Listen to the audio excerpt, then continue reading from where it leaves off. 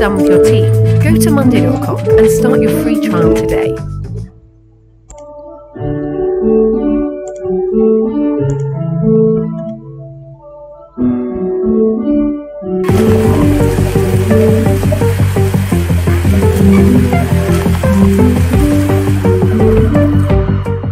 Ever since the release of the highly controversial fully electric Tesla Cybertruck, the public was captivated by the vehicle's virtually indestructible exoskeleton.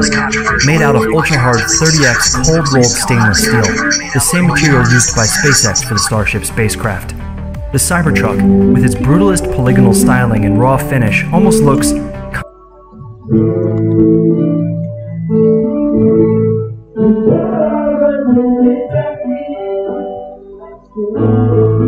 For today's video, we're going military. Let's look at how a tank works. We're going to focus specifically on the American M1A2 Abrams tank.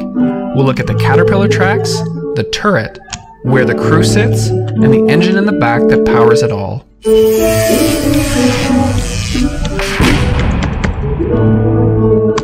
A big thanks to War Thunder for sponsoring this video. The developers were actually willing to send me 3D models to help me make this animation, which was awesome. If you haven't heard about War Thunder, it's a massive online military game with over 20 million active players.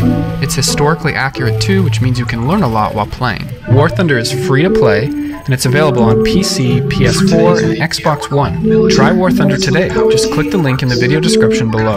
You'll get a free premium aircraft, tank, or ship, and a 3-day account upgrade as a bonus. I'll be showing you a little more about the game throughout this video. And the engine in the back that powers it all.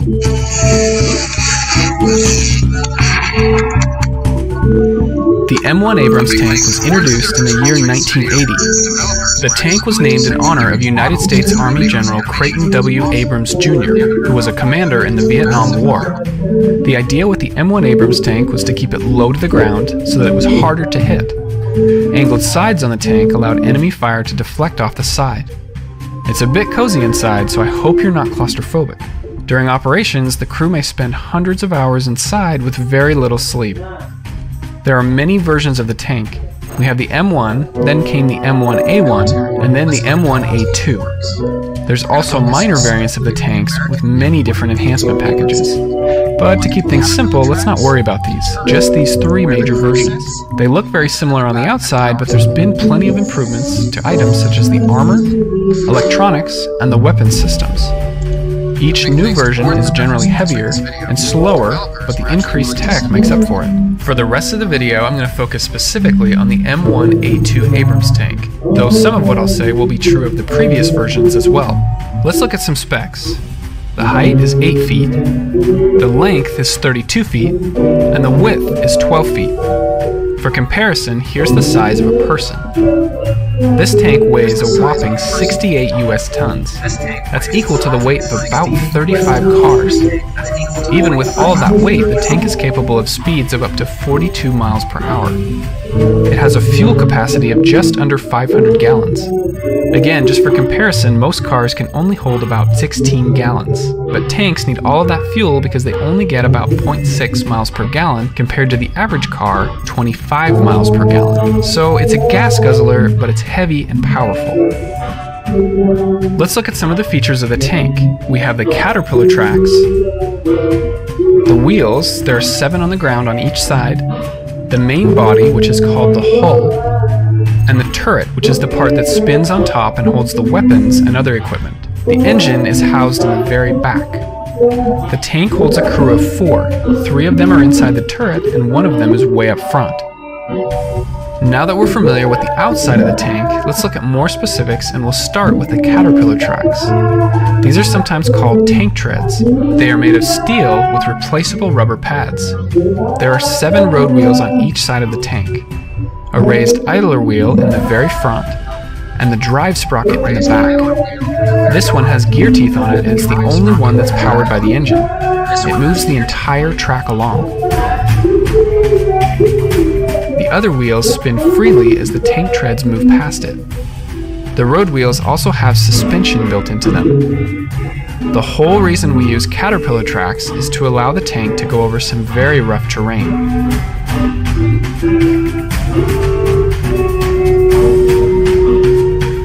Most barriers don't pose any problem for the tank to pass.